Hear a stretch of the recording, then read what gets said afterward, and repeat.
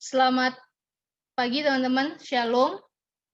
Puji Tuhan, hari ini kita boleh merayakan Natal ya di rumah masing-masing tapi bersyukur ada teknologi gitu ya. Ini adalah blessing in disguise ya. Kita ada di zaman ini di mana kita tetap bisa terkoneksi walaupun di rumah aja dengan teknologi ini. Nah, kita akan membahas bersama satu tema yang sangat menarik menurut aku, Keeping Christ in Christmas. Kita mau buka dulu Alkitab kita dari Matius pasal yang kedua, ayat yang pertama hingga yang ke-12. Matius pasal yang kedua, ayat yang pertama hingga yang ke-12, aku akan membacakan untuk kita semua, teman-teman bisa menyimaknya di Alkitabnya masing-masing. Demikian firman Tuhan. Sesudah Yesus dilahirkan di Betlehem di tanah Yudea pada zaman Raja Herodes, datanglah orang-orang Majus dari timur ke Yerusalem dan bertanya-tanya, "Di manakah dia, raja orang Yahudi yang baru dilahirkan itu? Kami telah melihat bintangnya di timur dan kami datang untuk menyembah dia." Ketika Raja Herodes mendengar hal itu, terkejutlah ia beserta seluruh Yerusalem. Maka dikumpulkannya semua imam kepala dan ahli Taurat bangsa Yahudi, lalu dimintanya keterangan dari mereka di mana Mesias akan dilahirkan. Mereka berkata kepadanya, "Di Betlehem, di tanah Yudea, karena demikianlah ada tertulis dalam kitab Nabi, dan engkau Betlehem, tanah Yehuda, engkau sekali-kali bukanlah yang terkecil di antara mereka yang memerintah Yehuda, karena padamulah akan bangkit seorang pemimpin yang akan menggembalakan umatku Israel." Lalu dengan diam-diam Herodes memanggil orang-orang Majus itu dan dengan teliti bertanya kepada mereka bila mana bintang itu nampak.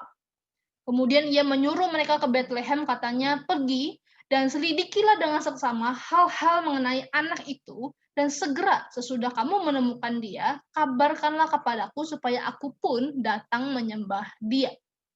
Setelah mendengar kata-kata raja itu, berangkatlah mereka, dan lihatlah, bintang yang mereka lihat di timur itu mendahului mereka hingga tiba dan berhenti di atas tempat di mana anak itu berada.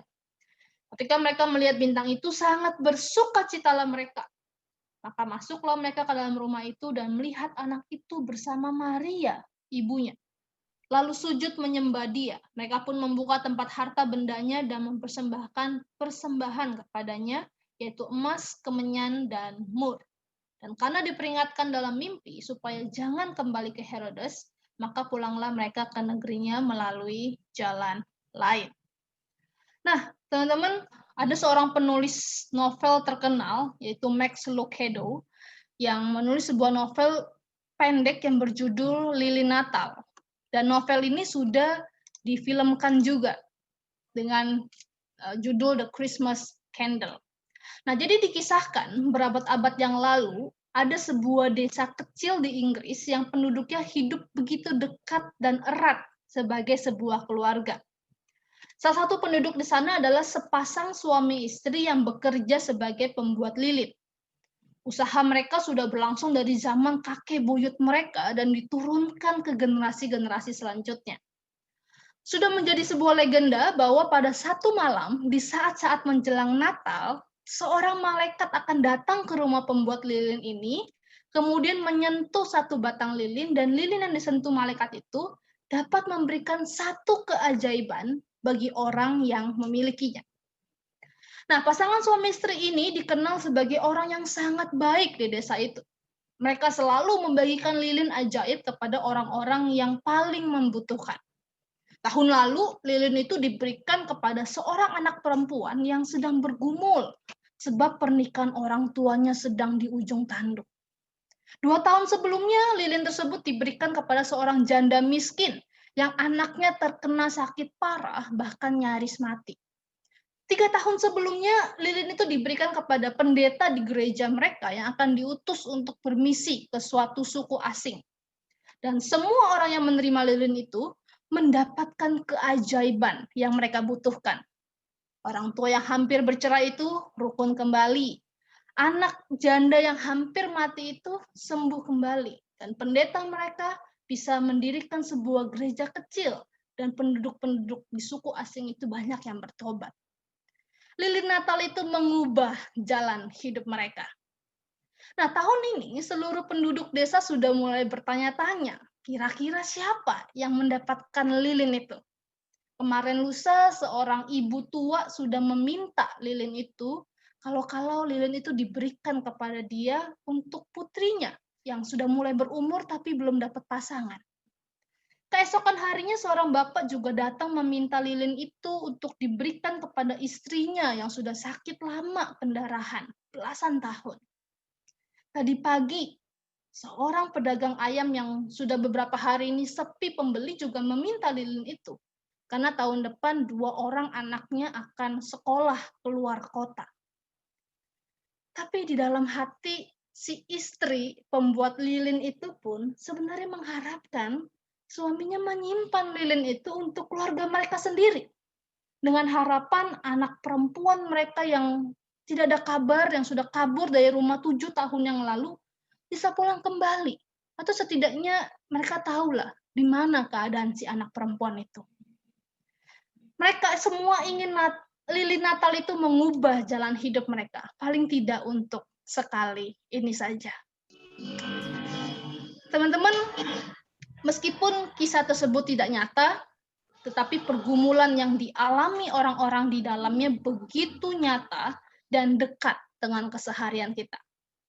Kebanyakan orang punya satu hal di dalam hidupnya yang kalau bisa ingin diubah. Setiap kita ingin mempunyai kehidupan yang lebih baik. Yang mungkin artinya itu adalah jalan keluar bagi masalah atau beban tertentu, kelepasan dari dosa tertentu, atau pengabulan doa tertentu. Seandainya ya, lilin di kisah itu menjadi milik kamu, kira-kira jalan hidup apa yang ingin kamu ubah? Apakah itu hutang-hutang yang bisa terlunasi, pemulihan dari keretakan hubungan, penyelesaian konflik, kesembuhan dari sakit penyakit, lapangan pekerjaan baru, kerinduan untuk mendapatkan anak atau pasangan hidup, kondisi ekonomi yang lebih baik, kelulusan ujian, peningkatan jabatan. Saya rasa kalau lilin ini diberikan kepada orang Israel sebelum kelahiran Tuhan Yesus, saya menduga mereka akan meminta Tuhan menunjukkan kepada mereka Mesias yang selama ini dijanjikan oleh Allah. Bangsa Israel sebelum kedatangan Tuhan Yesus itu hidup di bawah tekanan penjajah. Seperti bangsa Indonesia yang juga dijajah oleh Belanda dan Jepang. Tapi bedanya, Indonesia paling tidak dijajah oleh dua. Belanda dan Jepang, kalau Portugis dihitung ya 3, kalau Inggris dihitung ya 4 gitu ya. Tetapi bangsa Israel itu sudah hidup di dalam penjajahan dalam kurun waktu yang sangat panjang. Dulu waktu zamannya Musa, mereka berada di bawah penjajahan Mesir. Bebas dari Mesir, mereka dijajah oleh Babel. Setelah Babel kalah, mereka dijajah oleh Asyur. Asyur kalah, mereka dijajah oleh Media Persia, lalu Yunani, dan sekarang pada zaman Yesus itu mereka dijajah oleh Romawi. Jadi sejarah hidupnya bangsa Israel yang katanya umat pilihan Allah, yang katanya akan menjadi bangsa yang besar itu, yang menjadi berkat bagi bangsa-bangsa, ternyata hidupnya berputar-putar aja dari satu penjajah ke penjajah lainnya. Satu hal yang menjadi harapan hidup bangsa Israel adalah janji di dalam kitab suci bahwa suatu kali Allah akan mengutus Mesias yang akan menyelamatkan mereka. Mesias ini akan mendirikan kerajaan yang kekal dan tidak terkalahkan. Mesias ini akan memberikan kehidupan, kemenangan, keselamatan. Maka seandainya lilin ajaib itu diberikan kepada mereka, mereka akan meminta Mesias yang sudah lama dijanjikan itu. Mesias yang bisa mengalahkan penjajah dan memperbaiki kehidupan mereka. Mereka tidak perlu lagi di bawah penjajahan, mereka bisa memperbaiki jalan hidup mereka menjadi umat pilihan Allah sebagaimana yang selama ini mereka percayai. Nah, teman-teman, dalam Alkitab kita tahu bersama bahwa kisah Natal tidak menceritakan lilin ajaib, tapi ada sebuah bintang Natal. Bintang Natal yang menunjukkan Allah mengasihi umat manusia dengan mengutus anaknya sendiri, pribadi kedua dalam Tritunggal, yaitu Yesus Kristus, dalam rupa seorang bayi sederhana di dalam palungan. Kita sebagai pembaca modern, kita yang sekarang membaca yang hidup di zaman ini, kita akan lebih mudah memahami bahwa bayi Yesus datang ke dunia untuk mati di atas kayu salib, dan itu menjadi awal mula jalan hidup manusia diubahkan. Yang awalnya ada di bawah murka Allah, ini diperdamaikan kembali dengan Allah. Tapi tidak demikian dengan orang-orang yang ada dalam kisah Natal ini.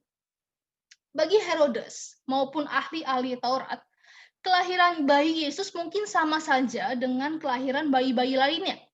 Sebuah peristiwa yang normal kan? Sebuah peristiwa yang wajar terjadi. Siapa sih yang mau peduli sama kelahiran seorang bayi? Masih banyak urusan atau masalah yang harus diurus oleh Herodes dan ahli-ahli Taurat daripada seorang bayi. Nah, tapi peristiwa kelahiran bayi Yesus ini mulai jadi nggak biasa, mulai jadi perhatian serius ketika ada rombongan orang-orang asing datang ke istana Herodes. Mereka disebut sebagai orang-orang Majus dari timur. Nah, banyak penafsir Alkitab menduga timurnya Yerusalem itu adalah Babilonia atau Persia. Karena dua kerajaan ini memang terkenal dengan astronominya. Jadi orang-orang Majus ini memang terlatih untuk mempelajari pergerakan bintang, meneliti fenomena alam, bahkan menafsirkan kitab-kitab dan mimpi. Dan suatu malam mereka melihat sebuah bintang yang tidak biasa. Sebuah bintang yang rasanya tidak hanya bersinar di malam itu, tetapi sedang mau menyampaikan suatu pesan penting. Dan mereka menangkap pesan penting itu, yaitu ada tanda lahirnya seorang raja Yahudi. Nah, memang kemungkinan tanda bintang ini adalah sesuatu yang sudah lama mereka dengar. Sesuatu yang tercatat di dalam kitab-kitab dan sudah menjadi sejarah. Dan saat ini mereka sendiri melihat tanda bintang itu. Nah, rasa penasaran akan bintang itu yang membuat orang-orang Majus itu rela menempuh perjalanan jauh mengikuti bintang. Jarak yang tempat tinggal orang Majus sampai ke Israel ditaksir sekitar 1.300 km, teman-teman.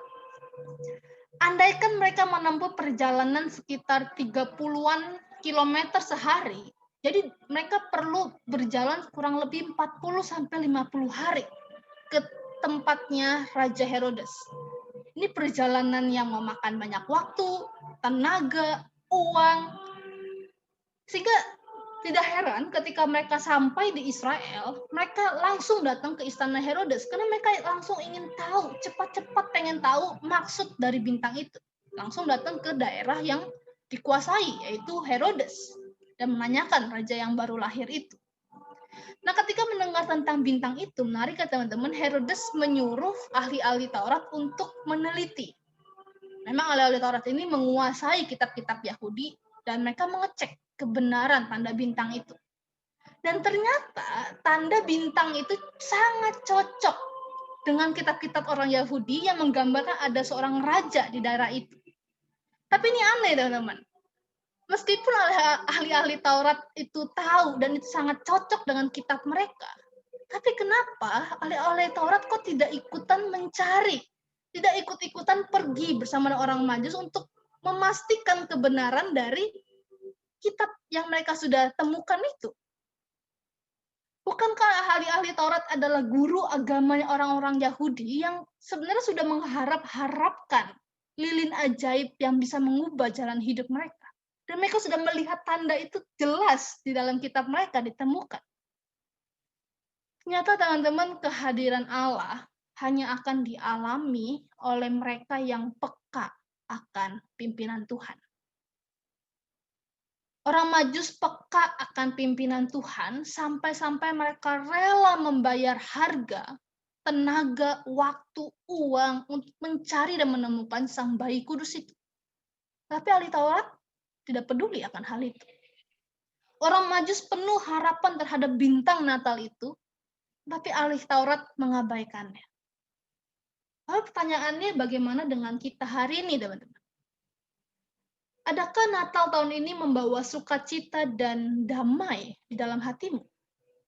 Atau malah penuh dengan kebosanan, penuh dengan kejenuhan, oh ya memang sudah Desember, sudah Natal, ya kita harus rayain, apalagi cuma di rumah, bosen, jenuh, atau penuh dengan kesibukan, entah sibuk kerja, sibuk kejar deadline, sibuk pelayanan, atau mungkin pergumulan hidup yang begitu menekanmu. Firman Tuhan hari ini mengatakan jangan terburu untuk kecewa, jangan terburu untuk berduka atau hilang sukacitamu. Karena Natal tetap menjadi perayaan yang spesial bagi mereka yang peka akan kehadiran Tuhan. Teman-teman, kelahiran Tuhan Yesus adalah sebuah peristiwa sejarah. Ia benar-benar nyata. Kita dapat melakukan penelitian dan mengecek kebenarannya. Secara sejarah, geografis, arkeologis, kita bisa menemukan bahwa Yesus benar-benar lahir di Bethlehem pada zaman pemerintahan Herodes. Para ilmuwan sudah menunjukkan bukti kelahiran ini. Tapi pertanyaannya adalah, apakah kelahiran Yesus di dunia hanya akan bernilai sebagai sebuah peristiwa sejarah semata? Seharusnya tidak. Kelahiran Tuhan Yesus seharusnya tidak hanya menjadi catatan sejarah, tapi harusnya menjadi kisah pribadi, pengalaman hidup kita. Kelahiran Yesus harusnya bukan cuma jadi histori, melainkan personal story. Dan bagi ahli Taurat, catatan sejarah mengenai kelahiran raja atau Mesias itu memang hanya sebatas catatan sejarah. Mereka menganggap itu tidak terlalu bernilai penting. Bagi mereka, kelahiran Yesus hanya sebuah histori. Mungkinkah ini sama seperti orang-orang Kristen masa kini, atau ada di antara kita, yang sudah tahu tentang cerita Natal, sudah tahu tentang cerita orang Majus, sudah tahu Yesus lahirnya di mana, sudah tahu fakta-fakta itu, mengulang-ulang cerita itu setiap tahun, tapi hanya menjadikannya sebuah catatan sejarah, sebuah histori semata. Nggak ada nilainya untuk saya. Bagi Herodes, kelahiran Yesus hampir menjadi personal story-nya, kalau saja dia mau mencari bayi Yesus. Tapi ternyata tidak. Herodes ingin mengontrol histori itu. Setelah tahu bintang itu bukan sembarang bintang, melainkan punya arti penting dalam sejarah, Herodes malah ingin memastikan kendali sejarah itu ada di bawah kuasanya. Ia begitu takut kehilangan kekuasaan, dilengsarkan oleh raja yang baru lahir itu, sampai-sampai dia memberi perintah kepada prajuritnya untuk membunuh semua bayi berusia 2 tahun ke bawah. Memang benar ia menulis histori, tapi histori yang sangat kejam dan memilukan. Catatan sejarah lain di luar Alkitab mencatat bahwa Herodes belakangan menjadi gila, bahkan sampai melakukan pembunuhan terhadap istri dan anak-anaknya sendiri. Bagi Herodes, kelahiran Yesus harus ada di bawah kendalinya. Kekuasaannya bukan berarti cuma namanya dicatat di dalam sejarah, tetapi dia mau tangannya sendiri yang mengatur sejarah. Tapi ini berbeda dengan orang-orang Majus, teman-teman. Bagi mereka kelahiran Tuhan Yesus bukan semata-mata histori, tetapi personal story. Mereka datang, mereka mencari, dan menemukan. Mereka melihat sendiri raja yang baru lahir itu dan menyembahnya. Mereka memberikan persembahan kepadanya, dan kita tahu Injil itu diberitakan sampai di daerah orang-orang Majus.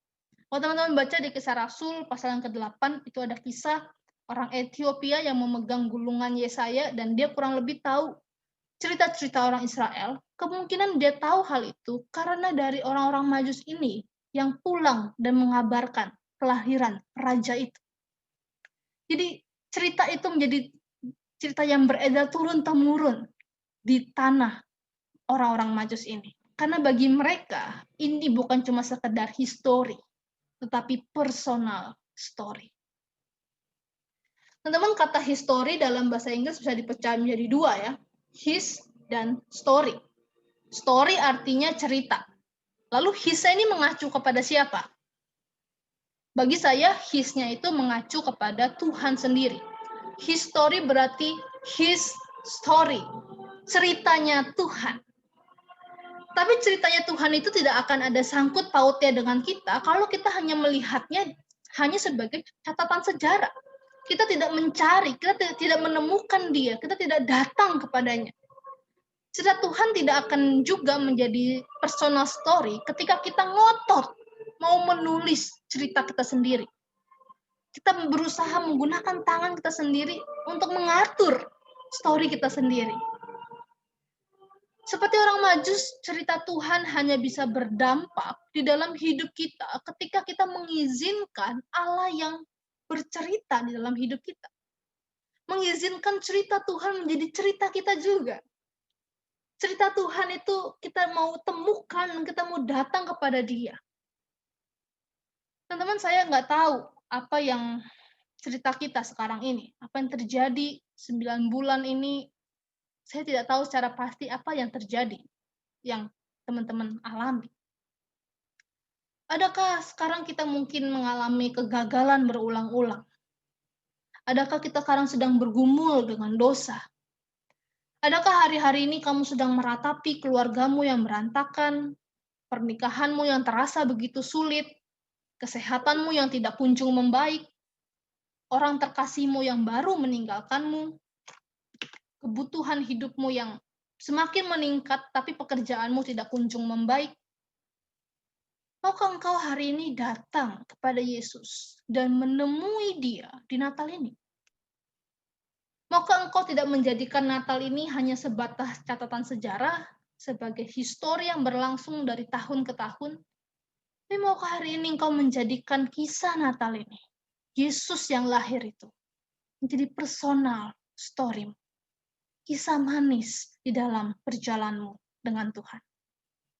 Maukah engkau juga membiarkan sang raja yang lahir itu, yang menuliskan story dalam hidupmu, melepaskan kontrol pena itu dan berikan kepada Yesus?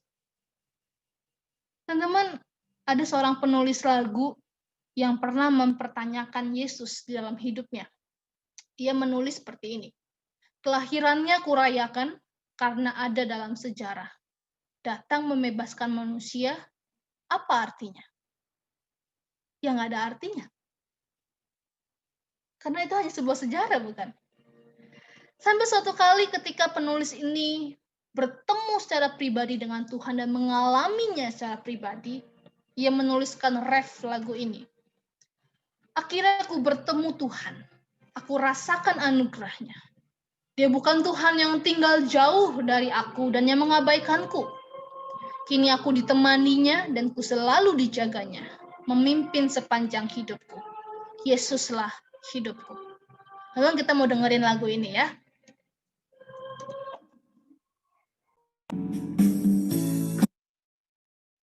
Kulihat bintang ciptaannya, akan keagungan sabdanya. Walau dia mengatur alam, apa artinya? Kelahirannya kurayakan karena ada dalam sejarah. Datang membebaskan manusia, apa artinya? Akhirnya ku bertemu Tuhan, aku rasakan anugerahnya.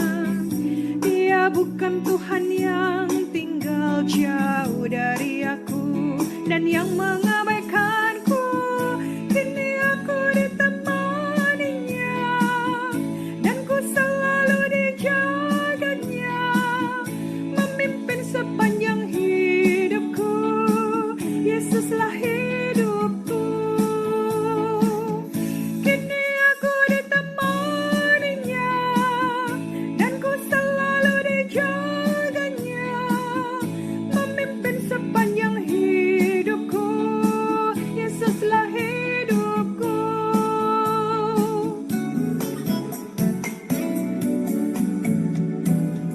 Teman-teman, hari ini sang terang hidup itu yang lebih berharga dari lilin ajaib manapun telah datang dan melawat hidupmu. Maukah hari ini engkau juga datang menyambut dia dan menjadikannya personal story? Adakah kita juga rindu bertemu dengan Yesus dan menjadikannya sebagai kisah hidup kita? Mari kita masuki Advent yang keempat hari ini. Masa penantian kedatangan Yesus. Dan tanggal 25, teman-teman ada 5 hari setidaknya kita merenungkan. Apakah engkau mau menjadikan Yesus personal story-mu? Biarlah hari ini Christmas bukan cuma sekedar sejarah yang kita dengar, tetapi sungguh kita mengalami dan menerima dia. Mari kita berdoa, teman-teman. Tuhan Yesus, terima kasih 2000 tahun yang lalu Engkau telah lahir bagi kami.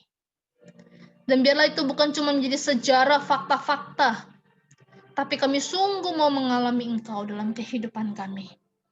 Tolong setiap kami, Tuhan, anak-anak-Mu, biar tanggal 25 nanti kami sungguh boleh datang dengan hati yang mau menyembah Engkau. Terima kasih Tuhan Yesus, dalam nama-Mu kami sudah berdoa. Amin.